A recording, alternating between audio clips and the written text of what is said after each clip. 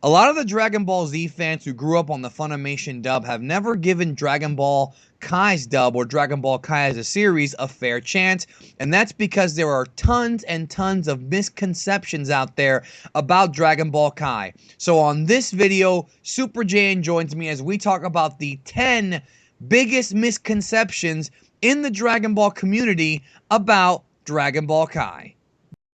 Don't forget to subscribe for more videos like this. Share this video out to the world, and I thank you very much for your support. Hello, fellow Dragon Ball fans. On this video, we count down the 10 biggest myths and misconceptions about Dragon Ball Kai. And joining me to talk about this, he picks 5 and I pick 5. Please welcome Super Jay, and hello, Jay. Great to be here. Thanks for having me. And I'm definitely passionate about this topic, so I have a lot to talk about. Yes, indeed. Tons of fans in the Dragon Ball community have never given Kai a fair chance, and a lot of this is because of the misconceptions. So, like I said, Jay's chosen 5, I've chosen 5, and we're going to talk about it. And at the end of the day, I hope that a lot of the Dragon Ball Z fans will actually give Kai some time once they understand that a lot of the myths out there are in fact just myths. So, Jay, what is your number 5 of the 10 myths and misconceptions about Dragon Ball Kai? So my first myth of Dragon Ball Kai is that all of the voice actors have changed. And while some of the voice actors have changed, not all of them have. And the only major voice actor changes that people will actually notice is Gohan, who was changed from Stephanie Dodolny to Colleen Clinkenbeard, Bulma, who was changed from Tiffany Volma to Monica Rial, and Frieza, who was changed from Linda Young to Chris Ayres.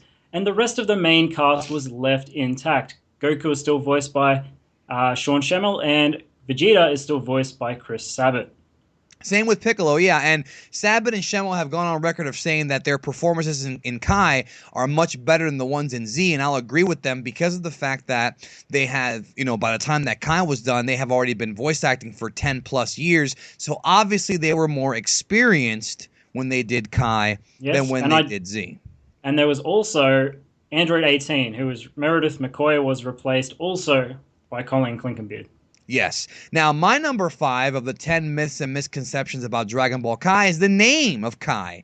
A lot of people think that the actual name of the show is Dragon Ball Z Kai, but actually the show is just called Dragon Ball Kai in Japan. When it came out for international distribution, including in North America, Toei, not Funimation, Toei made the decision to change it to Dragon Ball Z Kai because of the fact that, number 1, Dragon Ball Z was more marketable outside of Japan, just the Z term, and number 2, because Dragon Ball Kai was a differently cut version of Dragon Ball Z, not of Dragon Ball, so it makes it easier for people to understand. What's your number 4?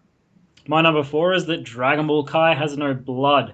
Well, that is a very big misconception about Dragon Ball Kai. Dragon Ball Kai has blood in all of the key scenes that Dragon Ball Z had. And a lot of people don't understand that Kai is also adapting the manga. And it's adapting the manga so they use less blood in scenes where the manga had less blood. A perfect example of that is when Piccolo uses his Makonko support on Raditz and Goku. There is less blood in the manga, so they used less blood in Kai. But I can assure you there's plenty of blood. Just look at other scenes, like when Frieza impales Krillin. There's plenty of blood to be had in scenes such as that. Yes, and people also misunderstand, to add to what you're saying, that Dragon Ball Z was bloodier. Yes, there are portions of Z that are bloodier, but that blood was added for the Z anime, and if you actually read the manga, which Kai is closer to the manga, the blood from Kai is more accurate to the blood from the manga. This is a fact. Not to mention, what other people also don't understand is that Japanese television standards changed. So when Kai aired in 2009 in Japan originally, Japan was a lot softer, and it was also in a children's time slot, whereas Dragon Ball Z was on prime time, 7 p.m. at night. Therefore, they had to somewhat tone it down. And then the third misconception with what you're talking about is that there is an edited Nickelodeon version, which we're going to talk about a little bit more. Now, my number 4 is about the different cut of Kai. There's a big misconception that Dragon Ball Z Kai or Dragon Ball Kai has no filler and that is a frame-by-frame adaptation of the manga.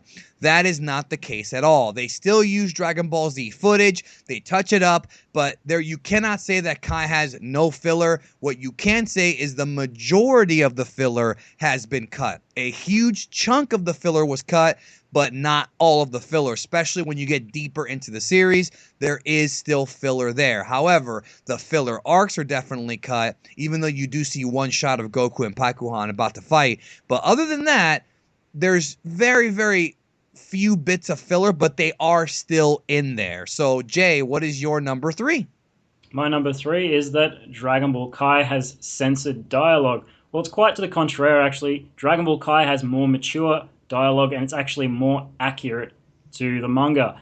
So the original Funimation dub of the 90s had a lot of dub changes, and a lot of them weren't always their fault. Some of them were, some of them weren't. But the dialogue was definitely toned down in the original 90s Funimation dub, and the Dragon Ball Kai dialogue is actually much more mature, it contains more swearing, and is closer to the manga, much like its Japanese counterpart from the 90s.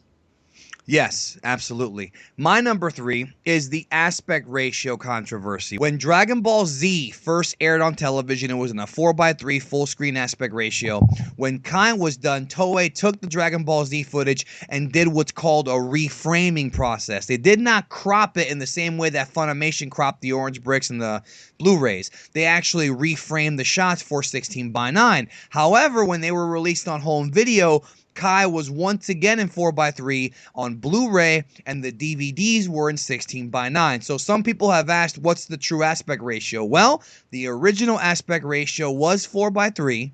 The Kai television and original broadcast was 16:9, as well as the DVDs, but the Blu-rays go back to 4:3. So you can get Kai in 16:9 if you buy the DVDs or if you watch it on the original broadcast version, but if you buy the Blu-rays, they're back to 4:3. Confusing, but nonetheless, that's how it is. Nobody ever said Toei ever made that much sense. Jay, what is your number 2? My number 2 is that Dragon Ball Kai is completely redrawn. A lot of people seem to think that the scenes in Kai that have been reanimated have been completely redrawn from the ground up.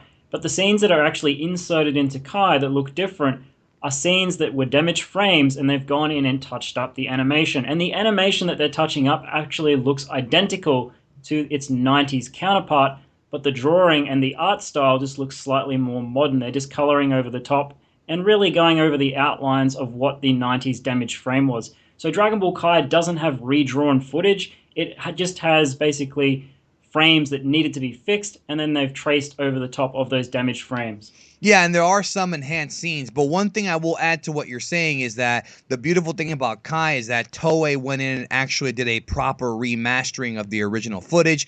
It wasn't like what Funimation did with their new Blu-rays, where they didn't take the time to actually go in and clean them up properly. That's why Kai is the best looking version of Dragon Ball that's ever been released, really. Now, my number 2 is the Blue Popo controversy. So many fans have this misconception that, oh, Dragon Ball Kai's got a blue Mr. Popo. Well, that goes back to what we were talking about earlier about the Nickelodeon version. The Nickelodeon TV version of Dragon Ball Kai is significantly and, in my opinion, stupidly overly censored to where they felt that Mr. Popo being black and having a black face was racist, so they made him blue. But if you go out and if you watch Dragon Ball Kai on Toonami, or if you purchase the DVDs or the Blu-rays uncut, Mr. Popo is black. The blue is part of the stupid Nickelodeon censorship from years ago, and so many fans have constantly said, well, Kai's got a blue Popo. They're so misinformed, not knowing that that's just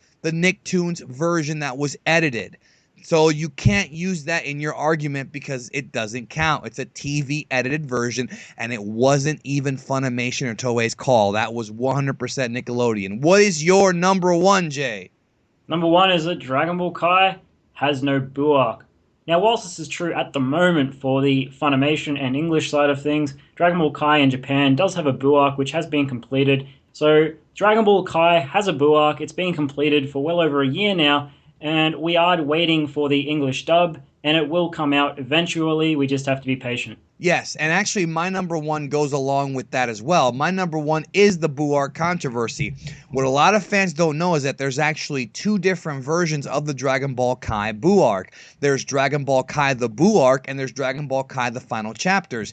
The Final Chapters version actually has 10 more episodes and is cut differently than the regular one that aired in Japan. Now, neither Jay or myself have actually watched the entire version of the Final Chapters, because the only way to see that version currently is if you are in one of the rare European countries that has the Dragon Ball Kai Final Chapters release. It's a different intro and outro song. It's cut differently, same voice actors, but it's got 10 more episodes, which means 10 more episodes of filler. Final Chapters will be getting released in the States when it eventually comes out, because Dragon Ball Z Kai, the Final Chapters, is actually the international release That's for correct. the Boo Ark.